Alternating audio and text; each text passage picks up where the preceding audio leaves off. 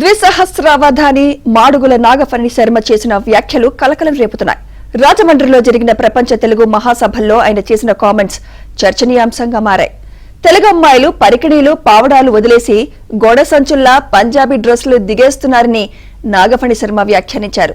తెలుగు భాషా సంస్కృతిని వివరించే సమయంలో ఆయన ఈ వివాదాస్పద వ్యాఖ్యలు చేశారు. ఈ కామెంట్స్ పై మహిళలు మండిపడుతున్నారు. వివాదాస్పద వ్యాఖ్యలను వెనక్కి తీసుకోవాలని ఐద్వా ప్రతినిధి రమాదేవి డిమాండ్ చేస్తున్నారు.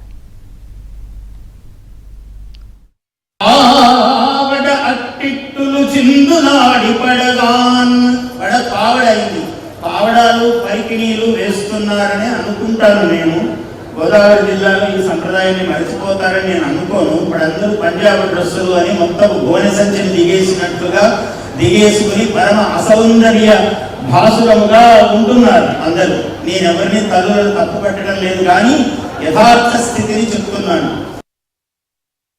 నాగఫణి శర్మ గారు మాట్లాడినటువంటి మాటలు ఇప్పుడు యూట్యూబ్లో వైరల్ అవుతా ఉన్నాయి. ఆయన అఖండమైనటువంటి మేధావి, లేకపోతే తెలుగు మీద చాలా పట్టున్నటువంటి వ్యక్తి, అన్ని విషయాల్లో అనర్గళంగా ప్రసంగించగలిగినటువంటి గొప్ప వ్యక్తి. కానీ ఆయన మహిళల డ్రెస్ గురించి కామెంట్ చేయాల్సినటువంటి అవసరం ఏమొచ్చింది? సౌందర్యం కనిపించలేదు కాబట్టి పరికిణి ఎందుకు వదిలేసుకున్నారు అని చెప్పేసేటటువంటి వ్యాఖ్యలతో పాటు పంజాబీ డ్రెస్ ని తక్కువ చేస్తూ మాట్లాడడం అనేది ఆయన హోదాకి, ఆయన స్థాయికి సరిపోయేది కాదు. అంతేకాదు, ప్రపంచ తెలుగు మహాసభల సందర్భంలో ఈ రకంగా మాట్లాడటం అనేది మనందరికీ కూడా అవమానకరమైనటువంటి విషయం. ఆయన తక్షణం క్షమాపణ చెప్పాల్సినటువంటి అవసరం ఉంది.